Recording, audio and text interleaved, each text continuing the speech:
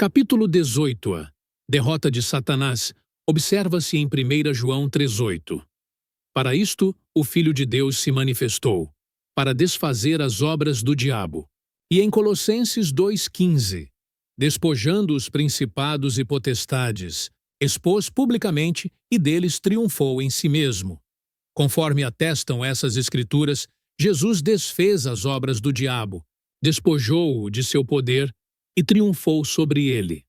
Uma vez que as obras de Satanás foram desfeitas e ele foi despojado de seu poder, conclui-se que Satanás é, atualmente, um inimigo destroçado. O triunfo de Jesus constituiu nosso triunfo. Sua vitória representou a nossa vitória. Ele não realizou alguma ação para si mesmo. Fez tudo para nos. Venceu Satanás por nós. Despojou-o do poder por nós. Destroçou suas obras por nós. Derrotou-o por nós. Contudo, Satanás, o qual foi vencido, conserva Jesus, por intermédio de seu corpo, a igreja em cativeiro. Que consternação! Aquele que foi derrotado amarra seu próprio mestre. A igreja, embora, de acordo com o Novo Testamento, a igreja tenha sido conferido poder e autoridade sobre Satanás. Já vencido, é admissível ainda sujeitar-se a Satanás? Não! Erga-se e liberte-se desse cativeiro. Confesse que é o vencedor. Em seguida, diligencie, reter firme sua confissão, pois fiel é aquele que prometeu, conforme Hebreus 10:23. Mantenha sua confissão da palavra de Deus. Todo crente pode prontamente tornar-se dominador do diabo. Ao ressuscitar da morte, Jesus deixou Satanás, eternamente vencido. É imperativo sempre relembrar que Satanás é um inimigo eternamente vencido. Recorde-se de Satanás como aquele sobre quem Jesus e o crente, invocando o nome de Jesus, possuem domínio e autoridade plenos. A Bíblia declara que somos feitura sua, recriados em Cristo Jesus, conforme Efésios 2:10. Ademais, se alguém está em Cristo, nova criatura é, conforme 2 Coríntios 5:17. Somos, categoricamente, novas criaturas em Cristo. Tornamo-nos membros do seu corpo, da sua carne e dos seus ossos, segundo Efésios 5:30. Fig. Destarte, em conformidade com essas escrituras, o que Cristo é. Nós nos tornamos. Somos aquilo que Ele é. Estamos nele. Ele corroborou tal afirmação. No que concerne à competência e ao poder, ao proferir: aquele que crer em mim também fará as obras que eu faço, em João 14:12. Possuímos agora a autoridade para executar as mesmas obras que Jesus realizou, operando-as em seu nome. Se isso se verifica verdadeiro em relação às nossas obras, igualmente se aplica à nossa posição perante Deus. Deus nos posicionou em Cristo, em quem temos a redenção, conforme Efésios 1:7. Deus nos vê em Cristo. Recebemos também da sua plenitude, conforme João 1:16. Tais fatos fundamentam nossa confissão e, consequentemente, pensamos, falamos, oramos e nos comportamos em consonância com essa confissão. Relatar as ações de Satanás em nossas vidas equivale a negar o que somos em Cristo. Ao reconhecer o que se é, conforme Cristo afirma, procede-se em conformidade, confessando o que ele realizou. Tal conduta glorifica a Deus e a sua palavra. Quando Jesus proferiu, tudo é possível ao que crê, intentava significar que tudo é possível ao crente. Quão magnos mestres ele nos constituiu! Cremos nele! Quem é ele? O que ele representa? Se fomos criados nele, qual a implicação disso? Se é nele que vivemos, nos movemos e existimos, conclui-se que nos é conveniente determinar o que ele é e tudo o que lhe concerne. O Cristo que vive em nós, homem à destra de Deus, que me amou e morreu por mim, agora vive por mim. Ele representou a resposta divina ao clamor universal da humanidade. Ele é Deus, manifestado em carne. Jesus não se apresentou como um filósofo em busca da verdade. Ele encarnou a verdade. Não foi um místico, mas a própria realidade. Não foi um reformador, mas um recriador. Não foi um visionário, mas a luz do mundo. Ele nunca calculou, ele sabia. Jamais se apressou, jamais temeu, jamais vacilou. Estava sempre pronto, sempre certo. Havia inabalável certeza em tudo o que proferia e realizava. Não possuía percepção alguma de pecado em si, nem da necessidade de ser perdoado. Nunca solicitou conselho, nem dele precisou. Ele tinha pleno conhecimento do propósito de sua vinda, de sua origem, de sua identidade. Conhecia o Pai, conhecia os céus, sabia para onde ia.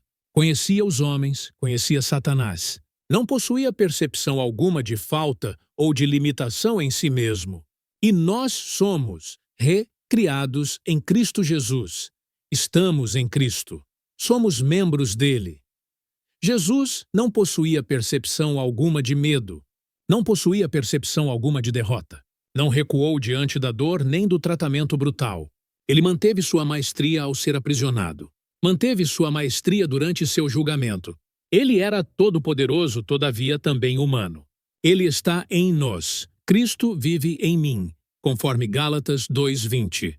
Para que Cristo habite pela fé nos vossos corações, segundo Efésios 3:17.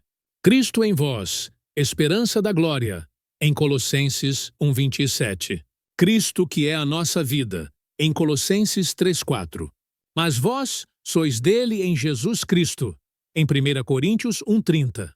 Jesus Cristo está em vós, em 2 Coríntios 13:5. Não se revelam esses fatos quase assombrosos? Quando a Igreja iniciar a percepção de sua posição em Cristo Jesus e do que Deus nos fez tornar em seu Filho, então ela passará a professar essa modalidade de confissão. Em vez de discorrer sobre suas fraquezas, suas carências, sua incapacidade e suas enfermidades, ela se tornará novamente o corpo irresistível de Cristo. Ela reassumirá sua posição como a Igreja do Novo Testamento, progredindo neste glorioso triunfo da fé. Ciente da relação individual com Deus e da posição como crente recriado em Cristo, deve-se recordar que foi concedida autorização para empregar seu nome. Este nome exerce controle sobre Satanás e suas obras, e foi legalmente outorgado a todo crente para sua utilização. Em meu nome expulsarão demônios, conforme Marcos 16:15. Se é possível expulsar demônios, é igualmente possível expelir as enfermidades por eles provocadas. É fundamental recordar que Satanás se encontra eternamente derrotado. Capítulo 19. Poder da Palavra de Deus frequentemente. Teólogos têm sido percebidos como adversários. Converteram a verdade em mera filosofia. Transformaram a palavra em dogma e credo, quando deveria manifestar-se como a comunicação direta do Mestre. A palavra se dirige a nós com a mesma autoridade e clareza que o próprio Jesus manifestaria se estivesse presente. Ela assume sua posição e detém igual prerrogativa. Ao manusear a Bíblia, é imperativo recordar que se trata do livro que contém a divindade, que possui vida, o livro no qual Deus reside. A palavra é perpetuamente agora. Constituiu, constitui e constituirá a voz de Deus. Jamais se torna obsoleta. É invariavelmente revigorante e atual. Para o coração em comunhão divina, a palavra representa o tempo presente. É a voz viva proveniente dos céus. A palavra reflete seu autor. É eterna, imutável e vivificante. A palavra corporifica a inspiração divina, a mente de Deus e a vontade de Deus. A palavra constitui a própria manifestação verbal de Deus. Representa uma extensão intrínseca da divindade. Permanece perpetuamente. Deus e sua palavra são indissociáveis. Jesus era o Verbo, e ele reside em mim. Leio a palavra, nutro-me da palavra, e a palavra habita em mim. Quando anseio por maior proximidade com Cristo, alimento-me de sua palavra. Se almejo aprofundar meu conhecimento dele, assim o faço através de sua palavra. Retenho sua palavra em minhas mãos, conservo-a em meu coração e em meus lábios. Vivo em conformidade com sua luz. Ela estabelece morada em mim. A palavra é minha restauração e minha fortaleza. É-me o pão da vida. Constitui a própria capacidade de Deus operando em mim. A palavra é vivificada pela vida de Cristo. Tudo o que ele representa, sua palavra igualmente o representa. A palavra configura minha confissão. É minha iluminação e minha salvação. É meu repouso e meu alívio. A palavra concede-me serenidade em meio à turbulência e converte a derrota em triunfo. Proporciona-me júbilo onde impera a desolação. Não trate a palavra como se trata um livro qualquer. O hábito mais prejudicial consiste em tratar a palavra como se fosse uma obra literária de natureza comum. Proclamam que ela constitui a revelação divina e, simultaneamente, buscam apoio em recursos humanos quando a palavra garante libertação plena. Consideram o evento da redenção como se fosse uma narrativa meramente agradável. Leem escritos sobre a palavra, entoam cânticos de louvor, todavia, permanecem sob o domínio do adversário, manifestando continuamente enfermidade, receio, debilidade e incerteza, em contraste com esta revelação de Deus, de nossa redenção, do sacrifício vicário de Cristo e da verdade de que ele está entronizado à destra de Deus, havendo consumado a obra que satisfaz integralmente as demandas da justiça e provê todas as carências da humanidade.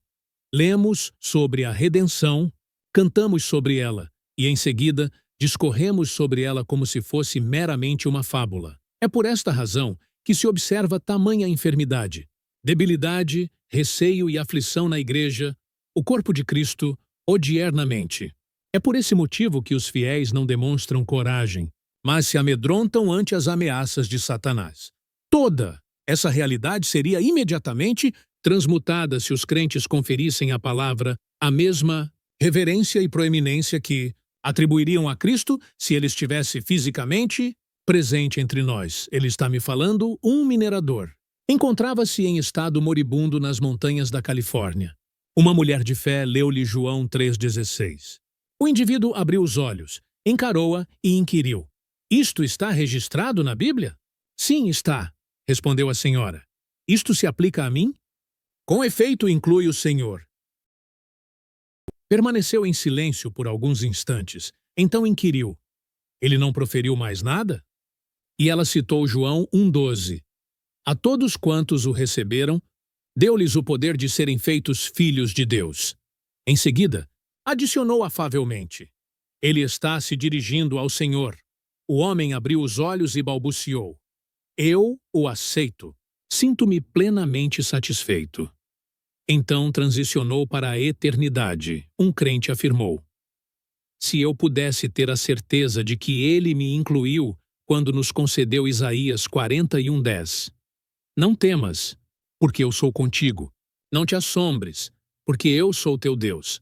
Eu te fortaleço, te auxilio e te sustento com a destra da minha justiça." Jeremias 33:3. Clama a mim, e responder-te-ei, e anunciar-te-ei coisas grandes e firmes, que não sabes. Ele está se dirigindo a mim? Posso reivindicar esta promessa? Isaías 45:11. Interrogai-me sobre as coisas futuras. Questionai-me acerca de meus filhos e da obra das minhas mãos. Posso assimilar esta promessa como particular? Destina-se a mim? João 15:7. Se vós estiverdes em mim e as minhas palavras estiverem em vós, pedireis tudo o que desejardes, e vos será concedido. Esta passagem foi escrita para mim? Significa que posso invocá-lo e ele me responderá? Sim, todos estes são vossos. É como se vós fosseis a única pessoa em todo o mundo, e se tudo isso houvesse sido redigido para vosso benefício.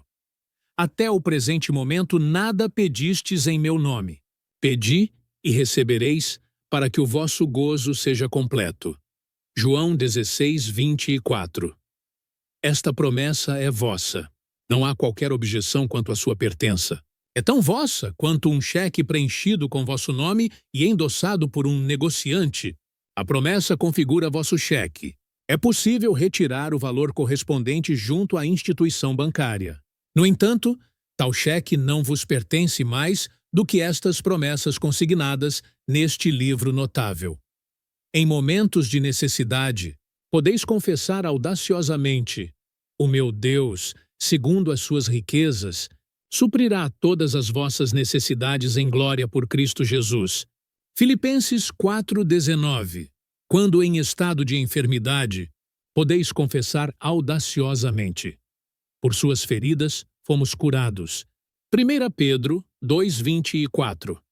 A fé na palavra de Deus é a fé em Deus.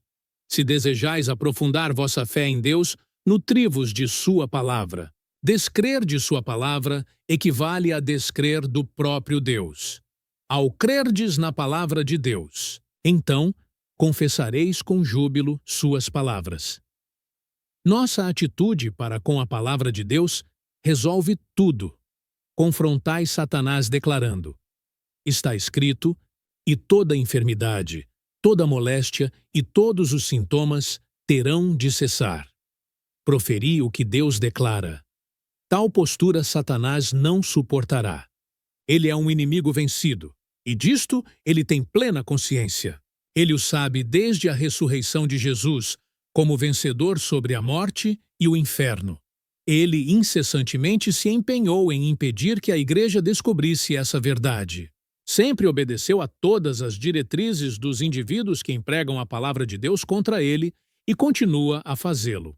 Quando ele percebe que desvendamos o segredo de empregar o está escrito, sua rendição é inevitável. E disso ele tem conhecimento. Confessa o que Deus diz, enviou a sua palavra. E os curou. Salmo 107:20. Aplica-se ao vosso próprio caso. A palavra vós haverá de curar. Confessai esta escritura proferindo: Deus envia sua palavra e me cura. Em seguida, louvai-o por vossa cura. O que Deus realizar por um indivíduo, ele o realizará por todos aqueles que depositam fé em sua palavra. Ao confessardes a palavra de Deus, vossa confissão preservará a cura. Ao confessardes vossa enfermidade, vossa confissão vos manterá enfermo. Sempre confessai a palavra de Deus. Mesmo diante de evidências contrárias, confessai a palavra. A confissão da palavra de Deus invariavelmente conduzirá à vitória. Sua palavra opera a cura odernamente. Mantende firme vossa confissão, mesmo quando o testemunho de vossos 5 sentidos vos contradiga. Isto evidencia que estáis arraigados na palavra. A palavra é sempre vitoriosa. Ao declarardes: pelas suas feridas estou curado. Tal afirmação restringe as ações de Satanás. Ele está derrotado e ciente disso.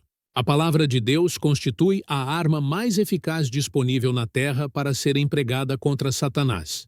Durante o período de grande tentação no deserto, Jesus não recorreu a outra arma, senão à declaração: está escrito. Esta foi a arma que Jesus utilizou em todas as ocasiões em que Satanás tentou subjugá-lo. Está escrito, proferia Jesus, e, subsequentemente, citava a Escritura, reiterando o que Deus havia pronunciado. Qual foi o desfecho? Então o diabo o deixou, e eis que chegaram os anjos, e o serviam. Mateus 4:11. Esta representou a vitória definitiva. Satanás foi plenamente derrotado. A única arma empregada por Jesus foi a palavra. Ela sempre triunfa. Capítulo 20. Confissão. Traz possessão é. Relevante observar o que é declarado em Romanos 10:9. Se com a tua boca confessares ao Senhor Jesus e em teu coração creres que Deus o ressuscitou dos mortos, serás salvo. A palavra salvo é traduzida do termo grego sozo, que significa curado espiritualmente e curado fisicamente. Refere-se à cura no corpo e na alma, ou seja, salvo do pecado e salvo da enfermidade. A mesma palavra é traduzida como curar, guardar, salvar e alcançar a sanidade. Confessar. Então, possuir adicionalmente, observe-se o que Paulo afirma. Visto que com o coração se crê para a justiça e com a boca se faz confissão para a salvação, Romanos 10:10 é crucial destacar. Faça confissão para a salvação. A salvação não se concretiza senão após a efetivação da confissão. Isso significa que é imperativo crer e confessar antes de experimentarmos o resultado. Tal é a fé. E pela graça sois salvos por meio da fé. Efésios 2:8. Deve-se sempre recordar. A confissão vem primeiro. E então Jesus, que é o sumo sacerdote da nossa confissão, responde, outorgando-nos as coisas que confessamos.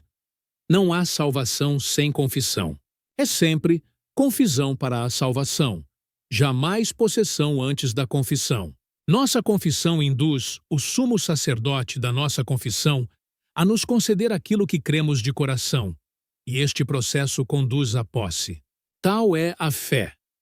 Deus é um Deus que opera pela fé, ou seja, Ele é um Deus que requer fé. Recebemos de Deus unicamente o que cremos ter recebido. Tudo quanto em oração pedirdes, crede que recebestes, e será assim convosco. Marcos 11:24. O que é confissão? A confissão é o testemunho da fé manifestado por nossa boca. A confissão consiste simplesmente em concordar com Deus, proferindo as palavras de Deus, empregando as expressões divinas, declarando o que Deus declara, reconhecendo a palavra de Deus. A confissão é o único veículo para a autoexpressão da fé como nosso testemunho. Paulo declarou haver pregado a palavra da fé e posteriormente nos informou que a palavra da fé deve residir no nosso coração e em nossa boca. A única forma de a palavra da fé se manifestar em nossa boca é através da enunciação da palavra de Deus. Tal processo é a confissão, promovendo a concordância de nossos lábios com Deus. Enunciando a palavra de Deus verbalmente, consulte-se Romanos 10:8, Apocalipse 12:11. Nos revela que aqueles que venceram o diabo o lograram pelo sangue do Cordeiro e pela palavra do seu testemunho, ou seja, pelas escrituras que citavam ao dar seu testemunho. O sumo sacerdote de nossa confissão, fomos solicitados a orar por um homem extremamente enfermo e debilitado. Ele não percebeu qualquer sensação de resultado imediato. Solicitamos que ele reiterasse a declaração divina: pelas suas feridas estou sarando, e que glorificasse o Senhor pela cura, em conformidade com sua palavra. Ele demonstrou considerável descontentamento com esta solicitação, a qual classificou como mera hipocrisia, e prontamente nos comunicou sua descrença em testemunhar aquilo que ainda não possuía. Afirmou ser sincero e que jamais adotaria uma postura hipócrita. Este homem mensurava sua recuperação por meio de sensações. Tal conduta não representa fé. Certamente não nos configuramos como hipócritas ao proferirmos o que Deus declara. A confissão de uma promessa da palavra de Deus, quando emanada do coração, invariavelmente conduz à possessão. Não pedi ao homem que dissesse, não estou enfermo. Solicitei-lhe unicamente que proferisse o que Deus havia declarado, ou seja, que admitisse que pelas suas feridas foi sarado. Constituiria calúnia imputar a alguém a condição de mentiroso unicamente por declarar o que Deus havia proferido. Entretanto, este indivíduo parecia corroborar tal perspectiva. Por fim, Deus, em sua misericórdia, concedeu-lhe algumas sensações para sua cura. Ao experimentar a sensação, ele creu. Constituiu-se em um caso análogo ao de Tomé. Se eu não vir o sinal dos cravos em suas mãos, de maneira nenhuma o crerei. João 20:25. Oramos por um homem que sofria de artrite nos ombros e nos membros superiores. Após a oração, ele percebeu uma notável sensação de bênção. Demonstrou grande comoção em virtude da experiência sensorial. Mas, após a dissipação da sensação ou da bênção, ele novamente experimentou dor. Tal circunstância o afligiu. Aproximou-se e me comunicou: perceba o estalido das juntas. Em vez de declarar, a palavra afirma que estou curado, e sei que ficarei restabelecido. Ele concentrava-se na evidência física, desconsiderando a palavra de Deus. Relatei-lhe um caso análogo, referente a uma senhora por quem havíamos orado, e ela depositava fé plena. Retornou em um período de 2 dias para demonstrar a libertação completa de todas as suas juntas. A fé dela a havia libertado. Em resposta, o homem declarou: "Está bem, estou satisfeito." Receava não ser curado. Todavia, se ela foi curada, eu também o serei. O cerne da questão que pretendo evidenciar é que a palavra de Deus carecia de qualquer significado para esse indivíduo. A promessa dada por Jesus, porão as mãos sobre os enfermos e os curarão, era, em sua percepção, imprecisa e desprovida de sentido. Ele havia sentido dor, o que para ele implicava a falha da palavra de Deus. Enquanto se sentia bem, ele estava convicto da veracidade da palavra. Contudo, a dor suprimia toda a crença, de acordo com sua perspectiva. É imperativo aprender a confessar o que o Senhor declara, e ele honrará a promessa que ele lhe fez, pois ele é o sumo sacerdote da nossa confissão. A confissão de "Eu sou o Senhor que te sara" e de "Pelas suas feridas estou sarado" invariavelmente precede a cura. Da mesma forma que a confissão proferida ao Senhor Jesus antecede a salvação. Romanos 10:9. Jesus é o sumo sacerdote de nossa confissão, das palavras proferidas, daquilo que manifestamos verbalmente com nossos lábios, quando estão em conformidade com sua palavra. Ele age em conformidade com o que nós declaramos. Jamais se deve confessar algo que não seja a vitória, conforme Paulo afirma. Em todas estas coisas somos mais do que vencedores. Romanos 8:1.